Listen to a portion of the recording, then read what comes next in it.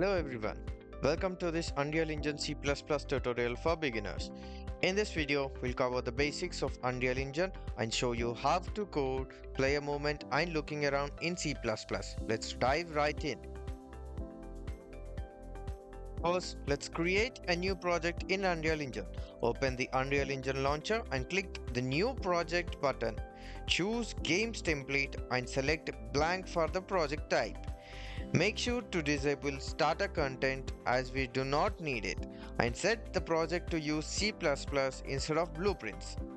Name your project and click Create Project. While the project is being loaded, let us go through some of the important concepts of Unreal Engine.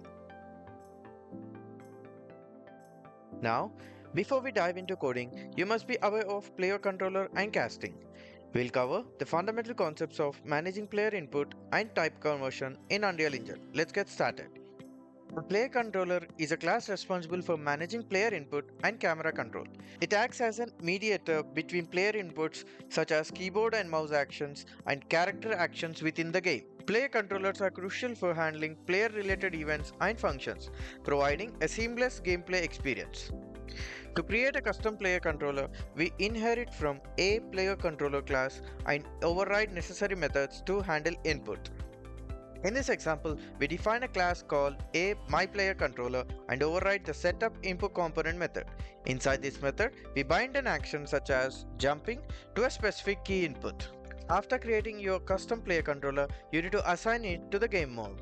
This is done by setting the player controller class property to your custom player controller class. Casting is a process of converting one data type to another.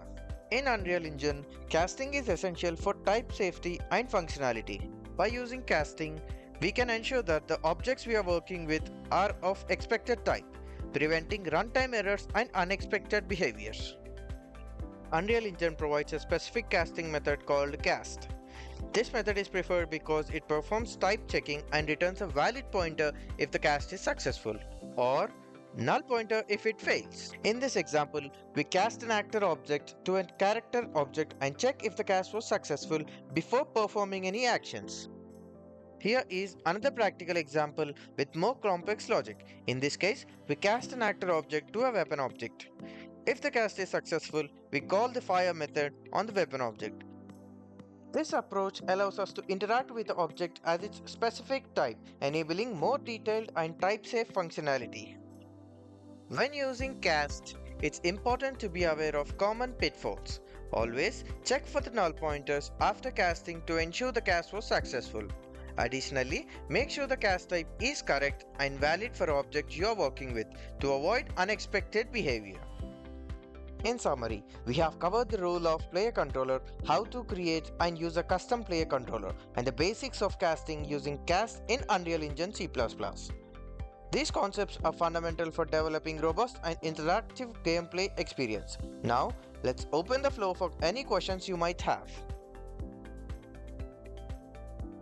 Once your project is created and loaded, you'll see the Unreal Editor interface. Let's go over some of the key components. The content browser is where you'll find all your assets including models, textures, sounds, and etc. The viewport is where you can see and interact with your game world. The world outliner shows all the objects in your current level, and the details panel lets you edit the properties of selected objects. Now, as the project is set up, I would like to configure a few settings of my choice for better productivity. Like to set default asset window to be main window and disable compile newly added C++ class as it gets very frustrating in upcoming videos. Along with these, I do not want live coding as I will manually compile each change. Now, let us first create a simple map for testing purpose. Instead of creating a map from scratch, let us use the map from the third person template. Select third person and add to project. Let us duplicate the third person template map and rename it to feature dev map and move this asset to our maps folder.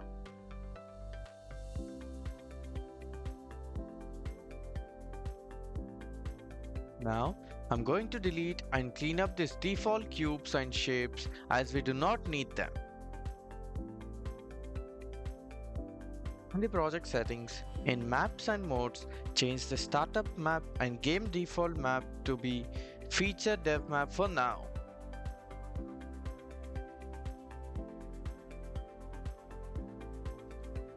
Now, let us look through the structure of character for our project.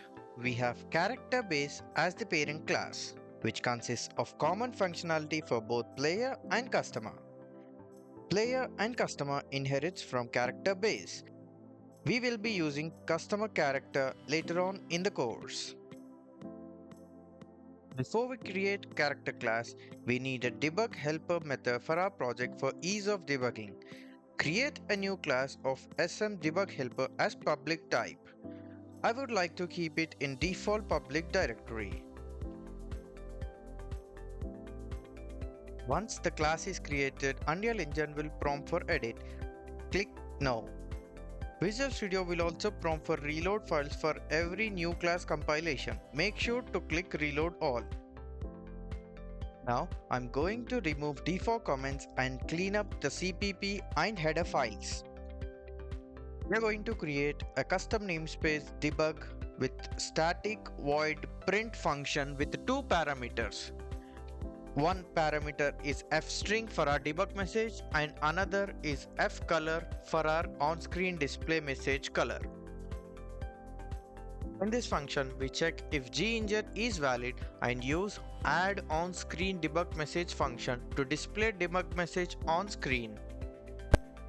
I have forgot to put const keyword before the fcolor, so I have a red squiggle under fcolor. Make sure to put const before fstring and also fcolor. I'm going to hit Ctrl S to save the program and hit Ctrl B to build and compile Unreal Engine code. Now, the basic setup of our project is done. Let us dive into coding in the next lecture.